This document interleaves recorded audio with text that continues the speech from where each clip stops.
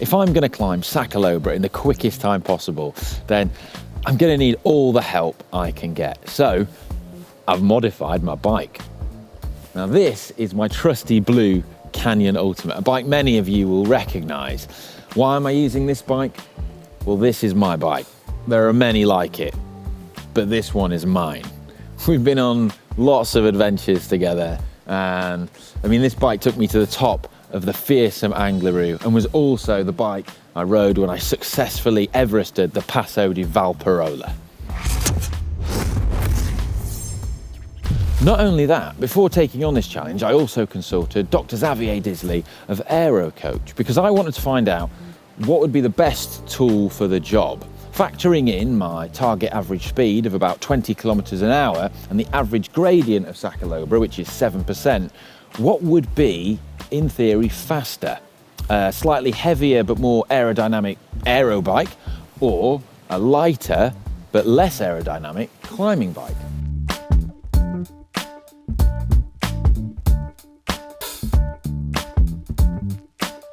Interestingly, if the climb was 5%, then the aero bike wins out, but at 7%, the climbing bike has the edge.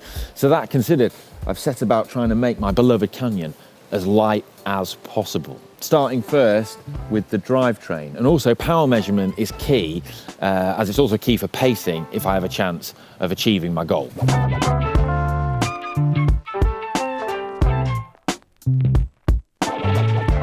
I've been training hard, and Chris Opie's been setting me lots of killer intervals, and this has given me a good idea of what I can hold, which is 325 to 335 watts.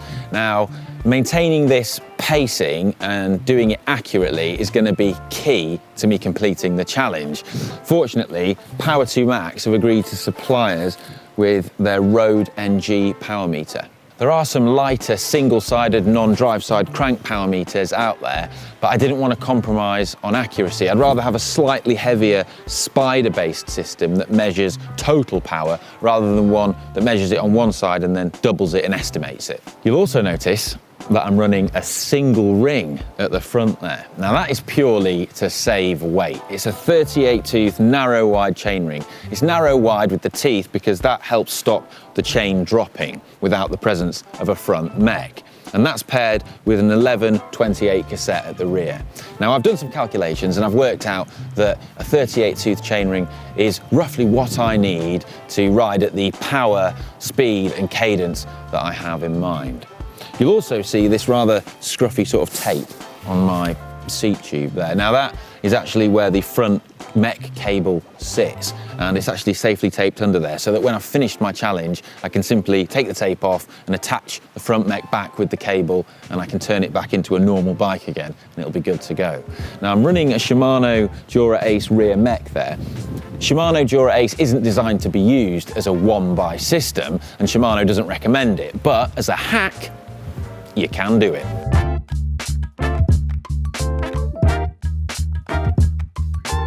These stunning wheels are a brand new pair of Zipp 202 NSW Clinchers. They weigh just 1,375 grams a pair.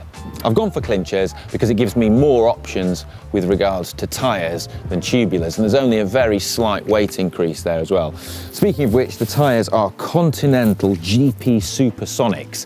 These are the lowest rolling resistance Clinchers that Continental do. They're incredibly fast. John Cannings has actually sorted me out with those. Thanks, John. And inside them, I've got Continental Supersonic inner tubes to save even more weight. And those thinner inner tubes, they're a very specialist time trial inner tube because they have lower rolling resistance too.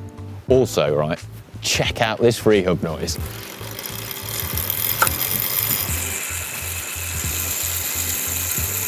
Smooth. Very smooth. With all these modifications, I managed to drop the weight from 6.8 kilograms down to just over 6 kilograms. But then, when I removed the bar tape, it took it to 5.9 kilograms. This thing, well, it's pretty light.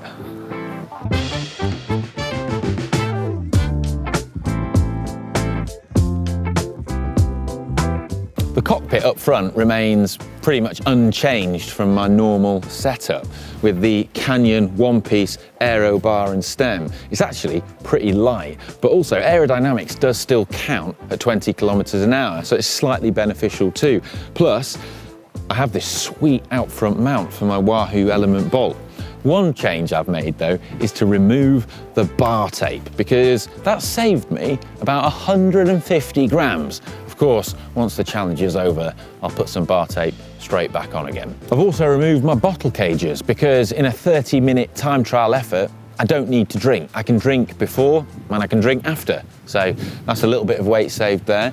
And for my saddle, I've got my Fizik Arione 00. There are some saddles out there that are slightly lighter, but it is a very light saddle and it's one that I ride all the time. I'm really comfortable putting the power out on that saddle. And for a 30-minute effort, I feel that's pretty important.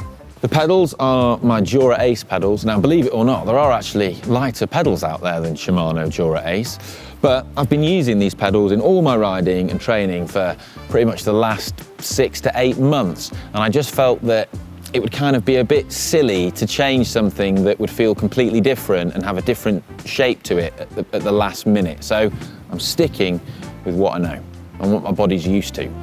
And finally, the pièce de résistance of this bike is the gold chain. I've waxed it and everything. Now, if that doesn't get this bike a super nice from John Canning's, then I don't know what will. I mean, I pity the fool that doesn't like a gold chain.